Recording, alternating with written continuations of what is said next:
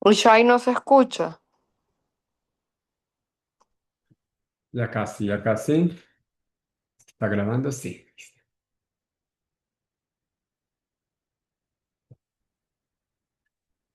Hola a todos. Vamos a comenzar con la clase que sea para Berajat Chaim en Israel, Baruch Refuah Shelema, de todos los enfermos de Am Israel. Hay una alajá interesante que menciona la Gemara en Yevamot, que dice: Hayav Adam lifkod et ishto lifne shehu yotze laderech. Es obligación del hombre juntarse con su esposa, tener relaciones con su esposa antes de salir al camino.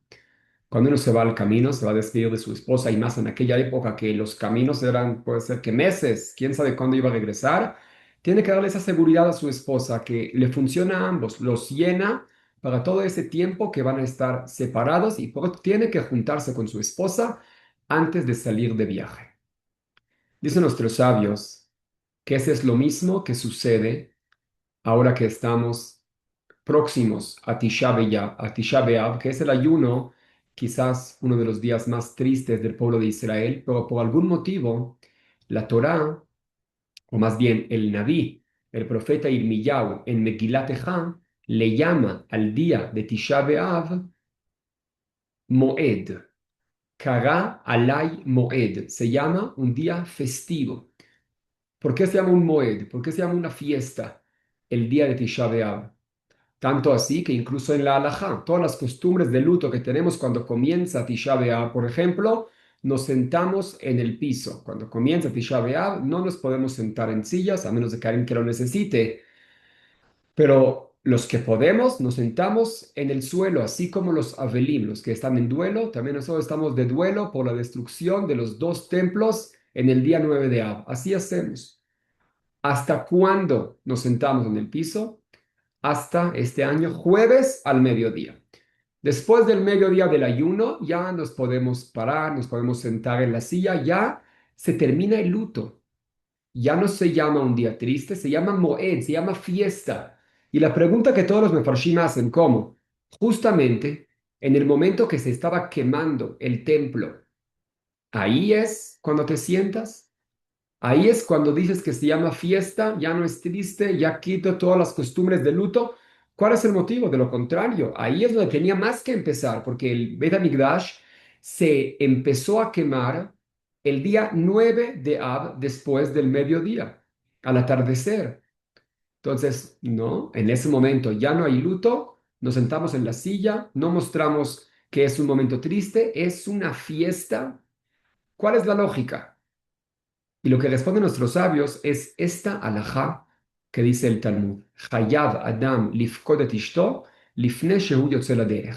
La persona tiene la obligación de tener relaciones con su esposa antes de salir de viaje. Cuando se despide, tiene que juntarse con su esposa, darle ese abrazo, mostrarle que está con ella para que eso les funcione a ambos. En ese momento van a estar separados. Eso es también lo que pasó con el pueblo de Israel cuando Dios se despidió. Se despide de su casa, se aleja de sus hijos. Según nuestros sabios, la relación que tenemos con Hashem es la relación de esposos. Hashem es el esposo, nosotros nos comparamos como la esposa de Hashem. Entonces, en el momento que Hashem se aleja, se va de viaje, ya no va a estar más en su casa, en el Bet HaMikdash, Hashem se juntó con su pueblo como nunca antes lo estuvo. En esa oscuridad, cuando hay llamas quemando su casa, Hashem se salió de la casa, de la pared, de los ladrillos y se pegó al cuerpo de los Yehudim que salieron del exilio. Y de esa relación se puede decir, es cuando dicen nuestros sabios que en el momento que se quemó el Bet HaMikdash, en ese instante nació el Mashiach. No creas que me alejo de ti. Aquí dijimos un ejemplo para entenderlo mejor, cómo en tiempos de oscuridad, ahí es donde Hashem más te está viendo, Hashem más está contigo. Es como en las puertas, ¿cierto? Que dijimos que hay el ojo ese para ver a través de la puerta. Si es que yo veo que está clarito, que hay luz, significa que no hay nadie que está ahí viendo. Pero si es que yo veo oscuridad en el agujero, ¿qué significa? Que hay alguien que está poniendo el ojo y te está viendo. Cuando yo veo oscuridad en mi vida, es porque Hashem está con su ojo viéndote, estando contigo en ese momento tan triste o oscuro que a tus ojos tú lo ves.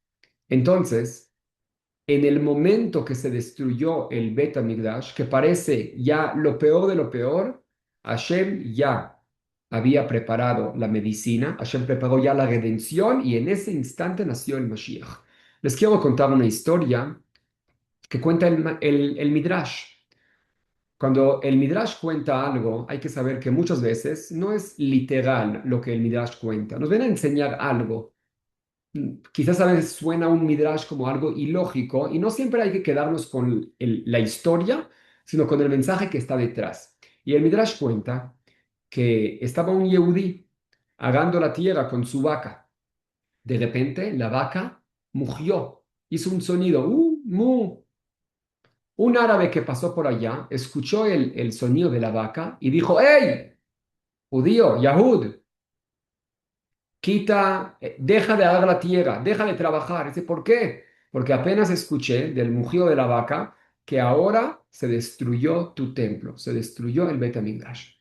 El judío no lo podía creer, empezó a quitar todo el trabajo que tenía y la vaca volvió a mugir, volvió a hacer un sonido. El árabe escucha y dice, Yahud, no te preocupes, puedes seguir arando la tierra porque en este instante ya nació el Mashiach, nació el Redentor del pueblo de Israel. Entonces el Yehudí le preguntó, "Oh, ¿y cómo se llama?" Dice, se llama Menahem. ¿Y dónde vive? Vive en Betlehem, en una ciudad en al lado de Jerusalén. Wow, sonó Menahem. ¿Saben qué significa Menahem? Menahem significa consuelo. Quería sentir un poco de consuelo, así que vendió su vaca, vendió todo el trabajo que tenía y compró juguetes para niños, para bebés, y fue de ciudad en ciudad para vender esos juguetes para los niños. Cuando llegó a la ciudad de Betlehem, escuchó como las mujeres decían, ¡Hey, mamá de Menahem, ven, cómprale un juego para tu hijo! Y la mamá de Menahem respondió, no, ojalá nunca hubiera nacido ese niño, porque el día que él nació, se destruyó el Bet HaMikdash. Palabras muy fuertes que una madre diga sobre su hijo, pero tanto sentía el dolor del Bet HaMikdash, que Dios ya no tiene su casa, incluso más que el amor de su propio hijo. En ese momento, el Señor se acerca con él y dice, no te preocupes, ve, toma un juguete para tu hijo, te prometo que él te va a traer mucho consuelo a todo el pueblo judío. Se va el señor, después de unos meses, regresa para ver qué pasó con el niño. Y va y le pregunta, oye, ¿qué pasó con tu hijo? Dice, no te imaginas lo que pasó. Justamente en el momento que te fuiste, llegó un viento muy fuerte, arrebató a mi hijo de mis manos y se lo llevó. Ahí termina el Midrash. Lo compara con varios versículos que dicen Megilat Eja, pero como dijimos, cuando el Midrash nos muestra una historia no siempre es en el nivel literal de la explicación, sino quiere mandarnos un mensaje. ¿Cuál es el mensaje? Dice mi padre, el mensaje es que para que nazca el Mashiach, ¿en qué familia va a nacer? ¿Con qué mamá va a nacer? ¿Quién va a tener el mérito? Porque cada generación tenemos un Mashiach. Nace un Mashiach que es educado al igual que todos nosotros y cuando llega el momento de la redención, Hashem se le va a revelar para que redima al pueblo de Israel, así como pasó con Moshe Rabenu, que él fue el primer Mashiach que salvó al pueblo de Israel. Entonces, ¿qué es lo que nos muestra el Midrash? Dice mi padre que en una familia con una mamá que tanto le molestó, tanto dolor tenía, tanto sufrimiento tenía, que Dios ya no tiene su casa, incluso más que el amor a su propio hijo.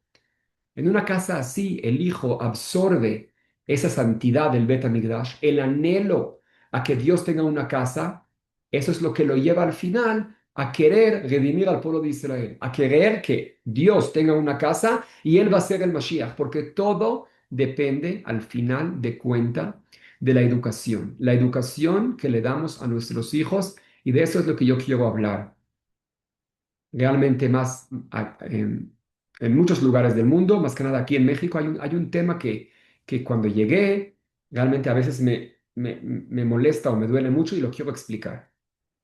Porque la Gemara cuenta algo interesante, una historia muy conocida que nos da el mismo significado, esa misma idea de cómo tenemos que educar a nuestros hijos. La Gemara habla de la destrucción del templo, la Gemara en Gitín, y dice la famosa historia de Kamsa y Bar Kamsa. El título de la historia, que quedó por generaciones, es así: por Kamsa y Bar Kamsa se destruyó nuestro templo. ¿Cuál es la historia? Imagino que ya la conocen. Había un señor adinerado, tenía mucho dinero, iba a organizar un banquete, una fiesta para todos sus amigos. Le dio las invitaciones a su siervo para que vaya a repartirlas y le dice: aquí tienes una invitación para Kamsa, mi amado Kamsa, dásela por favor. El mensajero va, no se dio cuenta tanto en el nombre que estaba escrito, y en vez de invitar a Kamsa, tocó la puerta de Bar Kamsa e invitó a Bar Kamsa a su casa. Otra persona, que esa persona, Bar Kamsa, no era amigo del anfitrión, de hecho, era su odiado. Lo odiaba el anfitrión a Bar Kamsa. Bar Kamsa recibe la invitación y dice: wow, interesante que él me quiere invitar. ¿Cómo? Pero qué bonito, qué madurez. Me imagino que ya quiere hacer las paces conmigo y por eso me invita. Voy a ir. Entonces va, se compra su traje, llega el momento de la fiesta, se viste y llega a la fiesta. Se sienta a comer con todos los invitados, realmente extrañado que el dueño aún no lo llegó a saludar o a hacer las paces, pero de repente ve que el anfitrión se le acerca y cuando se lo queda viendo dice: no lo puedo creer. ¿Cómo te atreves a venir a mi fiesta? Tú, que yo te odio y no te quiero. No, te me vas de aquí, te paras, te me vas. Ya la gente empezaba a voltearse a ver, entonces para acá le dice: no, no te preocupes, por favor, no me hagas pasar pena, te pago el costo de mi plato, te pago mi comida, nada más déjame quedarme aquí, no me hagas pasar penas. No, para nada no te quiero escuchar, te paras y te vas. Por favor, quédate callado. Te pago la mitad del banquete, la mitad del banquete lo pago, con tal de que me dejes quedar. Para nada, no te dejo. Te paras y te vas. Te pago todo el banquete. Te pago todo el costo del banquete. No quiero tu dinero, te paras y te vas ahorita. Barcamsa no sabía dónde esconderse, se paró todo rojo, apenado, se fue, se salió de la puerta y dijo: ¿cuántos sabios, cuántos jajamín, cuánta gente estaba invitada ahí? Y nadie podía defenderme, nadie podía haber dicho algo que está mal, tanta pena que tuvo, dijo: me voy a vengar. Empezó su camino hacia Roma con el César, porque en esa época el pueblo judío estaba bajo el dominio de los romanos. Va y le dice: los judíos se van a rebelar en tu contra. Le dice: para nada, imposible. Le dice: sí, sí, te digo, yo soy judío, vengo de ahí, vine aquí únicamente para advertirte eso. Le dice: no te creo. Le dice: va, investiga, manda un sacrificio al templo, a ver si lo sacrifican. Ok, buen punto. Le mandó el mejor sacrificio, una oveja, un cordero de lo mejor de lo mejor. Se lo dio a Barcamsa y se van de camino de regreso junto con las policías, los guardias del César. A la mitad del camino, sin que nadie se dé cuenta, Barcamsa le hizo un daño pequeño. Le abrió el labio. Discusión, de hecho, si el labio o el ojo. Le hizo un defecto al sacrificio. Como sabemos, un animal con defecto no puede ser sacrificado. Se los da, llega a Jerusalén y dicen: este sacrificio lo manda el César para que lo hagan, para que lo sacrifiquen en el templo. Llegan todos, lo revisan: uy, uy, tiene un defecto, no podemos, ¿qué hacemos? ¿Qué hacemos? Dicen: vamos, igual vamos a sacrificarlo. Vamos a sacrificar porque estamos, si no, estamos en problemas con el César. Y llegó un Rab, aquí se los quiero leer, incluso por dentro. Rabbi Zecharia ben Avkulas. Llega y dice, no, no, no podemos, no podemos. Porque si vamos a permitir, la gente va a decir, ah, se puede traer sacrificios aunque tienen algún defecto. No lo hacen. Ah, no. Entonces, ¿saben qué? Vamos a encarcelar o a matar a Barcanza para que no nos vaya a acusar con el César. No, no, dijo Rabí Zeharia ben Abculás, este rabino muy grande. Rabino Zeharia ben Abculás dijo, no, no, no, no, no. Porque ¿qué va a decir la gente? Que es el que le hace un defecto a un sacrificio, su castigo es la muerte. No, no es cierto, no es, ese es su castigo. Entonces, ¿qué hacemos? Nada. No hicieron nada. El César se enteró que no sacrificaron, pensó que empezó la rebelión y así trajo sus tropas, empezaron a matar. Primero la ciudad de Beitar era una ciudad con muchísima sabiduría, había más de 250.000 niños en distintas escuelas que mataron a todos, ríos de sangre y al final quemó el templo. Por culpa de Kamsa y Bar Kamsa, se destruyó el templo. Esa historia quedó por generaciones grabada, escrita en el Talmud, que por culpa de Kamsa y Bar Kamsa se destruyó el templo. Imagino que esa historia es conocida. Lo que no es tan conocido es, yo entiendo la culpa que tuvo Bar Kamsa. Bar Kamsa sí, es un acusador que acusó, que actuó por el rencor, que actuó por el enojo, por la pena que sintió, que quiso tomar venganza, pero ¿qué tiene que ver Kamsa? Kamsa no hizo nada. ¿Quién era Kamsa? Ni siquiera lo conocimos en la historia. Kamsa no lo invitaban a la fiesta. Me imagino que él se quedó ahí en su casa molesto. ¿Qué pasó? Ese señor, mi amigo, hizo una fiesta y no me invitó porque no recibió la invitación. El mensajero se equivocó, se lo dio a Bar Kamsa. Pero igual, por generaciones, quedó escrito en el Talmud, por culpa de Kamsa y Bar Kamsa, se destruyó el templo. ¿Qué culpa tuvo Kamsa? Que me diga, por culpa de Bar Kamsa y el anfitrión se destruyó el templo. Porque ahí sí, también el anfitrión, obviamente que actuó muy mal. ¿Cómo que ese odio? ¿Cómo avergonzar así a tu hermano? Obviamente, pero Kamsa, ¿qué tiene que ver en la historia? Dice el Tosafot Arosh, uno de los comentaristas del Talmud, dice algo muy, muy interesante. Kamsa era el papá de Bar Kamsa. Bar, como sabemos en hebreo, significa hijo. Entonces, Bar Kamsa es el hijo de Kamsa. Y si un hijo actúa con odio, si un hijo actúa de esa forma con rencor y con esto, que es capaz de acusar con el César, con los romanos, con el enemigo, a sus hermanos, con todas las justificaciones que tenga, si es capaz de hacer eso, es porque él lo escuchó en la casa. Es porque lo aprendió con su papá. Y por eso, aunque aquí aparentemente el papá no tuvo nada que ver, la educación que tiene el hijo la recibió del papá y por eso es que se destruyó el templo. ¿Qué es lo que educamos a nuestros hijos? ¿Qué es lo que pasamos a las siguientes generaciones? Porque hay muchas veces que si uno educa a su hijo a decir buenos días, buenas tardes, a darle el respeto a cualquier creación de Dios, esté donde esté, en el nivel que tenga, le doy el respeto que se merece y actúo con amor a todo lo que rodea, a todo lo que tengo alrededor, tus hijos también van a vivir con ese amor. Y si el Beta Midrash se destruyó, como ya mencionamos, por odio gratuito, ¿cómo lo vamos a construir? Con amor gratuito.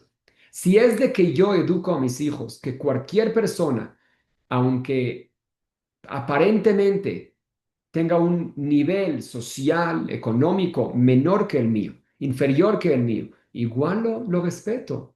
Lo respeto y lo amo, es un ser humano, es una creación de Dios, tiene la misma alma que la mía, no importa en donde esté, no importa qué color de piel tenga, no importa cuánto dinero tenga, no importa cómo se vea, internamente todos somos iguales, venimos del mismo ser humano que Hashem nos insufló la misma alma adentro.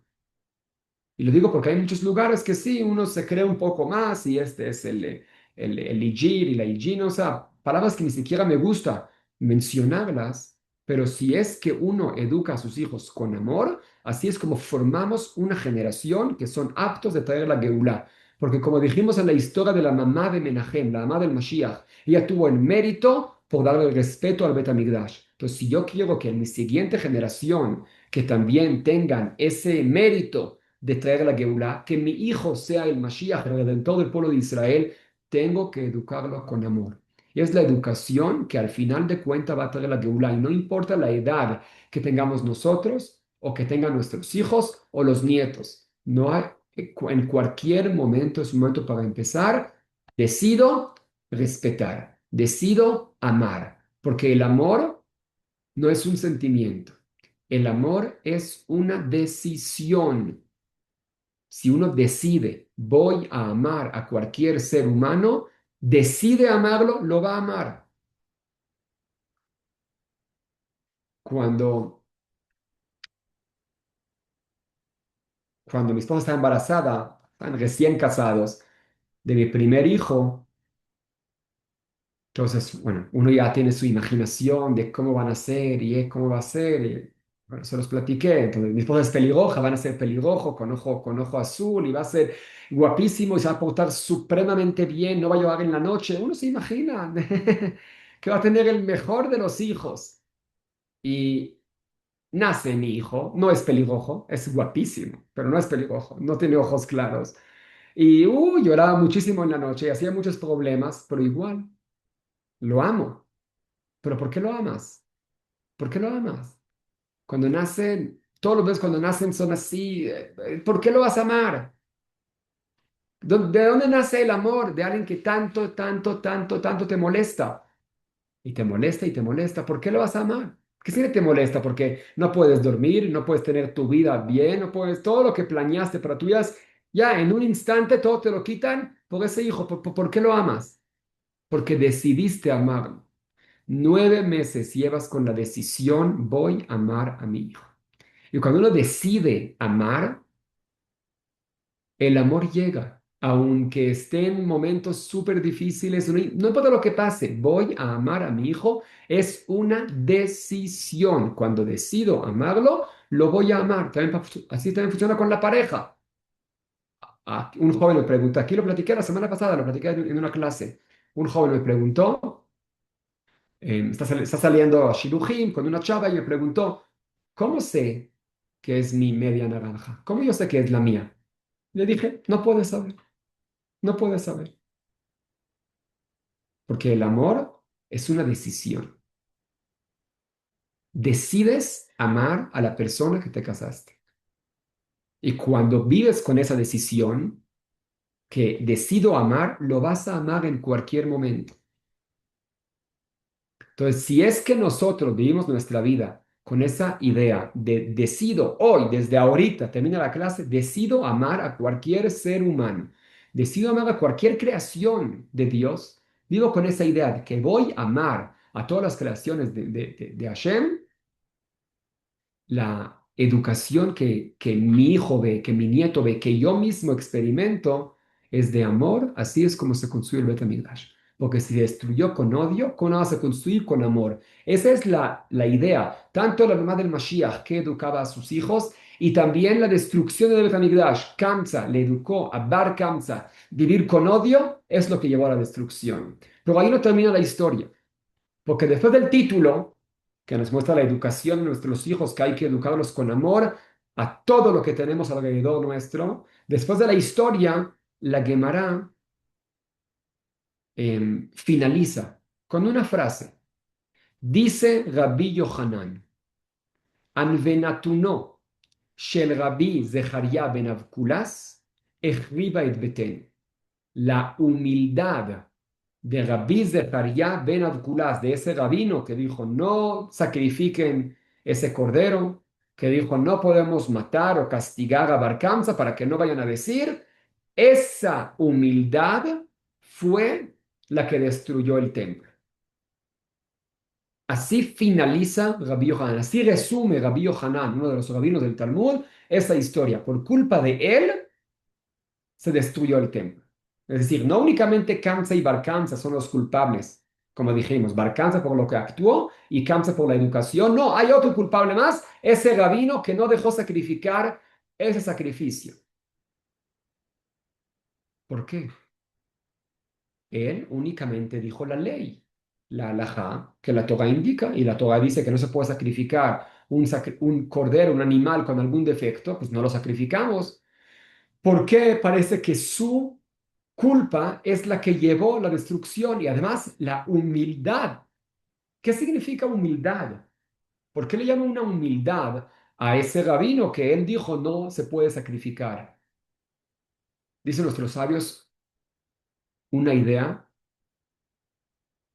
que nos tiene que enseñar qué es realmente la humildad. Y dice Rabbi Zeharia ben Abkulaz, ese rabino importante que tomó las decisiones en esa época, él reflejó el sentimiento de toda su generación, de todos los Yehudim en aquella época. ¿Cuál fue el sentimiento? Yo no soy capaz de cambiar la historia. Yo no soy capaz que mi acción va ahorita a generar un cambio tan grande. ¿Qué puedo hacer yo? Yo soy una persona normal. Es decir, Rabbi Zaharia ben Abdullah, si es que creería que él tiene la posibilidad con su acción, con su decisión de cambiar la historia, hubiera pensado, ¿sabes qué? Incluso si es que normalmente la halajá es así, que no se puede sacrificar, por esta vez, por esas circunstancias, se permite. Pero como no tenía él la seguridad, la fortaleza, el orgullo, se puede decir, de que yo sí puedo tomar una decisión, porque mis acciones pueden cambiar toda la historia, todas las generaciones a futuro, mostró no únicamente él, que él sentía que su acto no puede generar un gran cambio, sino lo que pasó en todo ese momento, en toda esa generación del exilio, de la destrucción del templo, eso era lo que sentía en todo el pueblo. Si es que el anfitrión hubiera sabido que por su culpa de la acción que él hizo de sacar a Barcanta de la fiesta, se destruyó el Betamigdash, nunca lo hubiera hecho. Si es que Barcanza hubiera sabido que el simple hecho de él ir a acusar por tomar venganza iba a destruir el templo, no lo hubiera hecho. Pero cada uno piensa cuál, mi acción va a cambiar. Ya que no cambia, ¿qué me importa? Hago lo que quiero, hago lo que sea. Y si la destrucción del templo llegó por decisiones o por actos de individuos pequeños del pueblo de Israel, también la salvación y la redención también va a llegar por decisiones pequeñas.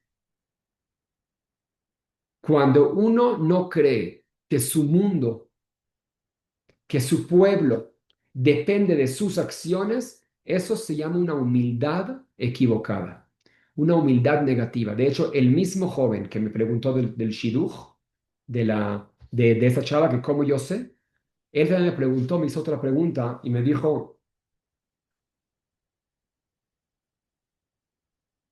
¿cómo me lo dijo? Hablamos de sus estudios y de las habilidades que él tiene. Y él tiene una habilidad y me preguntó, pero ¿cómo no caer en orgullo que yo siento que yo tengo esa habilidad y otros no la tienen? Y le dije, ¿y cuál es el problema de tener el orgullo? Excelente. El orgullo está mal cuando tus acciones hacia los demás lo muestran, yo soy mejor que ustedes, pero ante ti mismo el saber, wow, Dios me dio a mí un don especial. ¿Para qué me lo dio? Para mí, obviamente que no. Me lo dio para que yo pueda repartir hacia su mundo, hacer una acción buena con ese don que Hashem me dio. Si Dios me dio mucho dinero, ¿es para mí? No es para mí. Dios me dio a mí como mensajero para que yo se lo dé a la gente que me rodea. Yo soy el mensajero de Dios. Porque si es que yo no hago bien mi trabajo, yo se lo daría a él. La humildad es cuando yo creo, el orgullo es cuando yo le muestro a los demás, "Ah, yo soy más que ustedes. Y yo actúo de esa forma cuando bajo a los demás, cuando yo realmente me creo superior. Pero ante mis ojos, cada persona tiene que decir, "Bishvili nivra olam", para mí fue creado el mundo, únicamente para mí. Es decir, que todo el mundo depende de la acción que yo voy a hacer. Pero si uno dice, no, yo qué, yo soy yo soy muy humilde, así como Moshe Rabenu era humilde, ¿no? Yo también soy humilde, ¿yo qué puedo hacer? Yo no puedo hacer nada, yo no voy a cambiar nada, mi acción va a cambiar algo. Esa es una humildad negativa, es una humildad que al final lleva al exilio. La idea de cualquier ser humano es tener el orgullo absoluto, un orgullo interno. Para mí fue creado el mundo, de mí depende todo el éxito de la gente que me rodea, sí, de mí, de mis acciones, porque Dios me necesita. Dios me creó, ¿qué significa? Si Dios me creó a mí en este mundo, hay algo que únicamente yo puedo hacer. Yo puedo hacer algo para perfeccionar el mundo de Dios, que sin la pieza que yo pongo, no funciona mi mundo. El mundo de Dios no funciona sin la acción que yo hago. ¡Wow! ¿Qué importante soy? Sí, soy muy importante. Soy muy importante para Dios porque sin mí el dibujo precioso de esta creación no puede ser completo. ¡Wow! Soy supremamente importante. Y es el sentimiento que cada ser humano tiene que tener, que mi acción no únicamente aporta a mi vida, es el rompecabezas, que cuando yo lo pongo, puede completar la pieza de mi amigo, la pieza de mi esposa, de mis hijos. Si yo no lo hago, daño a mi esposa, daño a mis hijos, daño a mi amigo, daño a todo mi pueblo. Y eso es lo que lleva al exilio, porque yo no soy orgulloso de mis acciones. Entonces, cada uno cuando tiene algo que aportar al mundo, hazlo.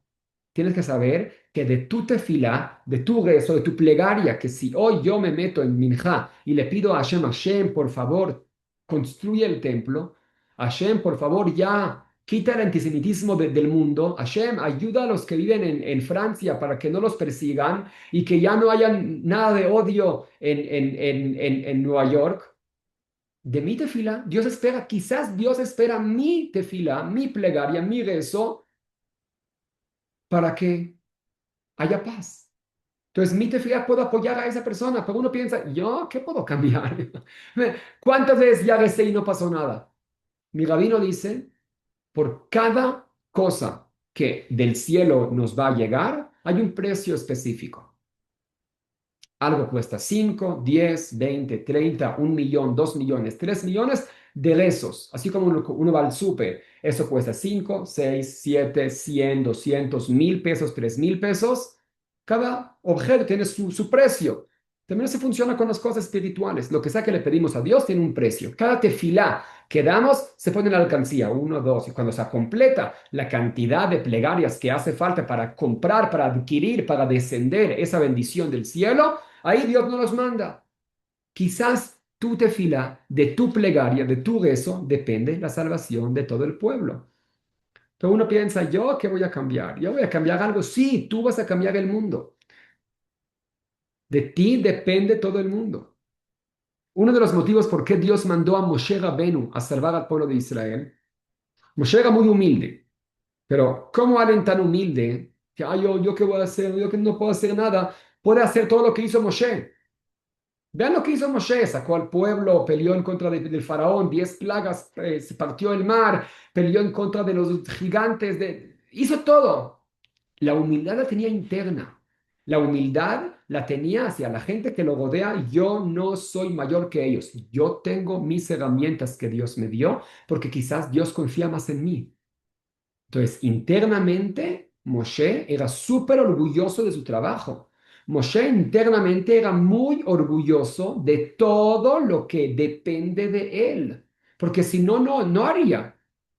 Hacia los demás no se lo reflejaba, no puedo reflejar. Cuando yo se reflejo a los demás, que me siento superior, ahí sí está mal. Pero internamente Moshe sabía que él es el que más Dios necesita, porque si Dios me dio a mí tanta capacidad de hacer y hacer y hacer y hacer, significa que yo tengo más responsabilidad que los demás. Si Dios me dio a mí Barminan, algún familiar que tiene una enfermedad, que nació con alguna enfermedad, ¿por qué no se lo dio a él? Entonces, ¿qué? ¿Yo lo voy a empujar de las escaleras? Tú no puedes, yo sí puedo caminar. No. ¿Por qué Dios se lo dio a ti? Porque tú tienes la posibilidad de ayudarlo. Y si hay en la familia cualquier situación, esposo, padres, hijos, hermanos, que necesitan ayuda y tú no la necesitas, no es, yo no necesito y mi hermano le va mal en los negocios, pero a mí no me va mal. No, para nada. Si Dios te lo dio a ti y te puso tan cerca a alguien que no tiene, ¿por qué es? Porque Dios confía en ti, te dio a ti las herramientas que a Él no se las dio para que se las compartas, para que le ayudes, para que le des. Eso es el orgullo interno que uno tiene que sentir.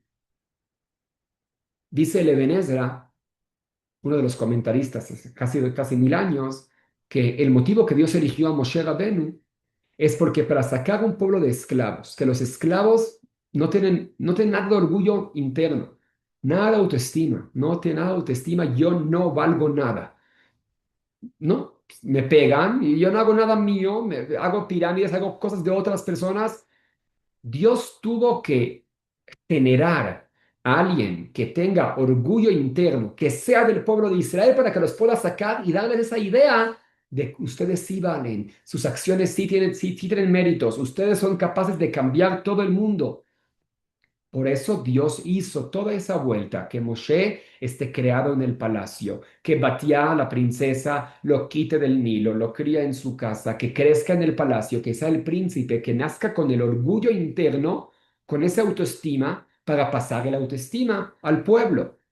Porque alguien del mismo pueblo, con esa mentalidad, que no tengo autoestima, que no tengo un orgullo interno que para mí fue creado el mundo, jamás va a poder generar un cambio. Entonces, vean lo que hizo Dios para mostrarles al pueblo esa idea de que tú sí vales, tú eres un príncipe. Eres un príncipe y Dios te escogió a ti con tu misión específica y única que nadie más en este mundo lo puede hacer. Voy a decir algo adicional. Algo que también tiene mucho que ver ahorita que hablamos del Mashiach y tanto pedimos al Mashiach, y más en estos días que estamos próximos a Tisha B'Av, el ayuno, que se destruyó el templo y queremos que ya venga el Mashiach y construya el tercer templo. Dice el Baal Shem Tov, ¿qué es el Mashiach? ¿Qué es el Mashiach? Dice una idea profunda, como aquí cada lunes intentamos hablar también de algo un poco más profundo. Dice el Baal Shem Tov que el Mashiach es volver al Gan Eden. Cuando venga el Mashiach, vamos a estar en el mismo nivel que estaba Adam Arishon antes del pecado. Todo era bueno, no había maldad internamente dentro de él, no tenía maldad, no tenía nada malo. Cuando comió el árbol del conocimiento, ahí mezcló el bien con el mal. Antes, internamente era únicamente bien. Cuando comió del conocimiento, el veneno de la serpiente entró en él y ahí la persona se hizo una mezcla de bien y mal. De ser el bondadoso más grande del mundo, o Barmian puede llegar a ser el asesino y el malvado más grande del mundo. ¿Qué pasó? Metí la maldad dentro de mí. Antes del pecado era todo bueno, todo bien, todo de luz. Incluso su cuerpo era un cuerpo de luz. Era gigante. No gigante en el nivel físico, quizás sí, pero no tanto en el nivel espiritual. Todas las almas del pueblo de Israel estaban dentro de él. Era algo de luz. La luz de Dios brillaba a través de él. Cuando comenzaba el conocimiento, ahí todas las almas se esparcieron y fueron llegando. Todas las almas del pueblo de Israel, cuando van llegando, tienen que corregir un pedacito de parte de Adán. Para que vean, Adam. El nombre de Adam se escribe Aleph, Daled y Mem. La Aleph es Adam, la Daled es David, el rey David, y la Mem es el Mashiach.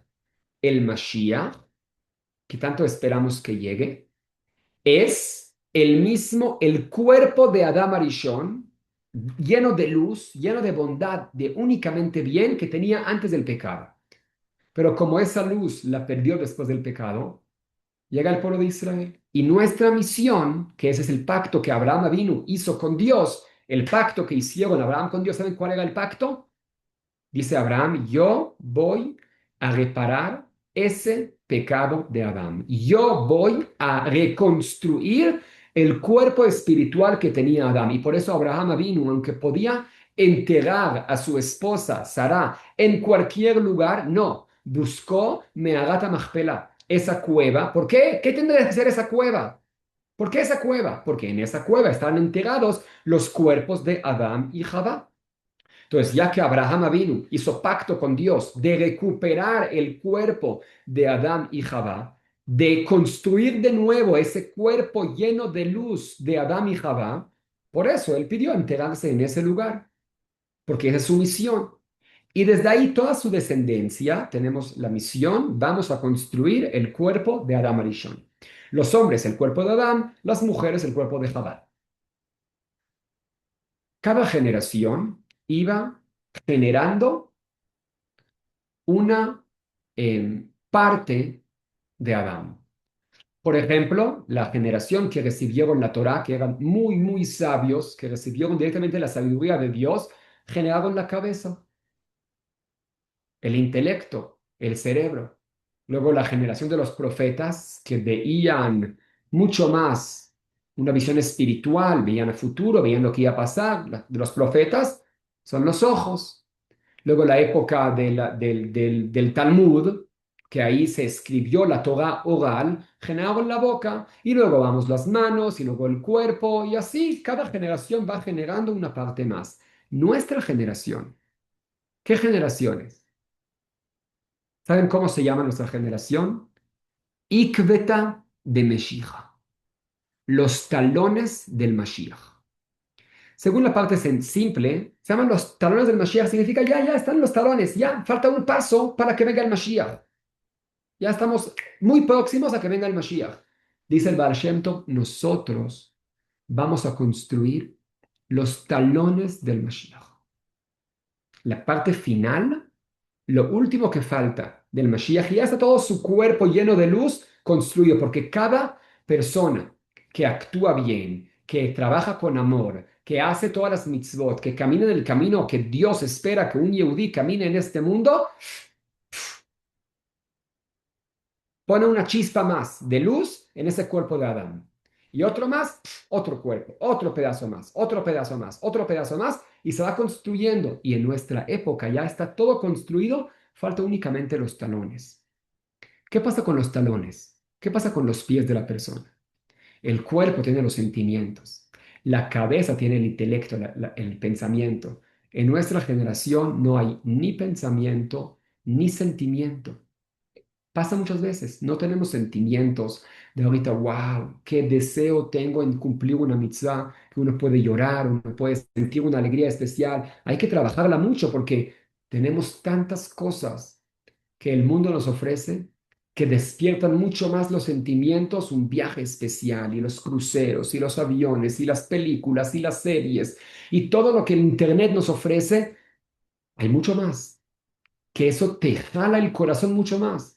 Y también la parte del conocimiento. Hay mucho conocimiento que con los años se está aprendiendo, la tecnología que hay y de todo lo que el mundo ha avanzado, que también conectarte con la sabiduría de la Torah es un poco más difícil en esta época porque somos los talones. Y el talón, los pies, no tienen ni sentimientos ni pensamientos. No hay. Pero igual de nosotros depende la estructura de todo ese cuerpo del Mashiach. Los pies, los talones, son con los que le dan firmeza a todo el cuerpo, porque si no se cae. Dios nos eligió a nosotros, a nuestras almas que estamos aquí, nosotros somos los encargados de poner a pie y ejecutar la Geula, la redención final. Dios confió en nosotros y nos trajo a nosotros en este mundo, un mundo sin emoción y sin intelecto, con tanta tentación que hay en el mundo, porque Dios confió en nosotros que nosotros somos capaces de traer la Geulá.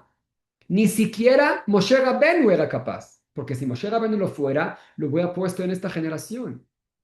El Maimónides, Y la época de la Gemara, de los Tanaim, los Rishonim, todos esos rabinos inmensos, los puso en una época un poco más fácil. En nuestra época, Dios eligió las almas más fuertes, las almas que pueden pelear y luchar en contra de toda la oscuridad que hay en este mundo. Uno tiene que estar orgulloso.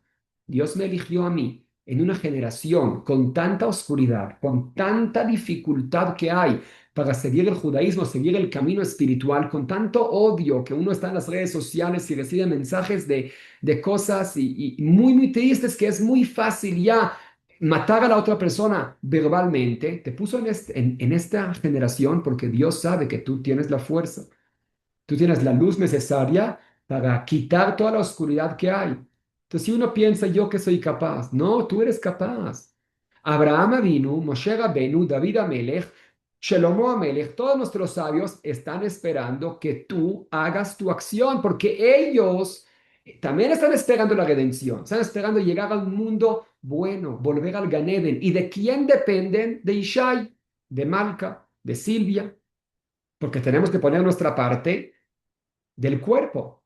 Yo tengo una parte, mi neshama, mi alma, es una parte del cuerpo de Adán. Y hasta que yo no me mueva a colocar mi parte en el cuerpo de Adán, que yo corrija mi conducta, que actúe con amor, amor gratuito, realmente a todas las personas que me rodean, el Mashiach no va a poder venir porque el Mashiach soy yo. ¿Qué dice el Baal Shem Tov? El Mashiach es la unión de todas las almas que antes estamos en ese cuerpo, después del pecado las almas se dispersieron en distintas generaciones y si es que yo no me muevo para regresar mi alma a ese cuerpo de Adán, el Mashiach no va a venir. De mí depende la construcción del Mashiach. Muchas veces pensamos, me siento con los brazos cruzados, espero a que llegue el Mashiach. Espero y así hay que hacer, así, no, así me enseñaron, cada día hay que esperar que llegue el Mashiach. No, no es esperar pasivamente, es actuar, porque tú eres el Mashiach, tú eres el Mashiach, tú eres parte del Mashiach. Pon algo tuyo para que el Mashiach se construya, porque si no el Mashiach no puede caminar, el Mashiach no va a venir sin sus talones, sin sus pies, y tú eres sus pies. Entonces, mientras uno tenga esa humildad falsa, es lo que dice el Talmud, es lo que dice Rabbi Yohanan, la humildad de Rabbi Zeharia ben Abkulas, la humildad de ese rabino que no tuvo la idea, no tuvo el conocimiento de que yo puedo cambiar el futuro, que yo puedo traer la redención, es la que llevó a la destrucción, porque la destrucción y el exilio empieza con esa humildad falsa de yo no soy capaz de cambiar. ¿Cuándo es que va a llegar la redención? Cuando yo tenga el orgullo necesario, de mí depende la redención, de mí. Yo, ¿quién soy? Yo que soy tan chiquito, vivo en un lugar súper lejano, a mí me va a ver Dios. Únicamente a mí me esperan todos mis antepasados, todo el pueblo judío que están ya murieron, las almas de ellos están allá arriba. ¿Únicamente a mí me esperan? Sí, te esperan únicamente a ti. Que hagas esa acción, que pongas de tu parte, porque si no, el Mashiach no va a venir. Es el mensaje que les quiero dejar antes de Tisha B'Av y cada uno que, ojalá que pensemos, ¿cómo yo puedo actuar mejor? Si es que hay alguien que trabaja en nuestra casa, que viene todos los días a trabajar, a limpiar la casa, quizás darle un poco más, mostrarle que queremos el trabajo que hace, hablarle bonito.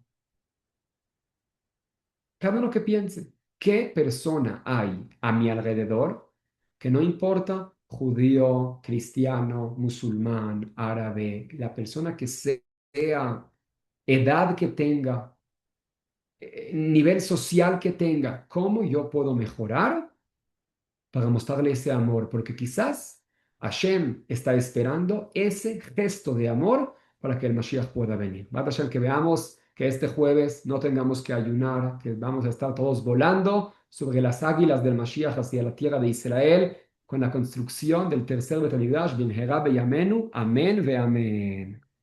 Amén, ve amén. Gracias, Amén, Rabilla. Qué Mucho amén. gusto, maravilla. Gracias, Wow. Qué Rabino. bonito. Hashem. Gracias. Bye, señora Silvia. Nos vemos la semana que viene. El Gracias, siguiente muy Bezrat Hashem. bonito. Muchas gracias, Rab. Gracias a Con Gracias. Chavo mucho todos. gusto. Bye, Toa. Malca. Nos Foto. vemos. Shabbat tov. Muerto, Muchas muerto. gracias. Nos vemos Shavuot. Shabbat a todos.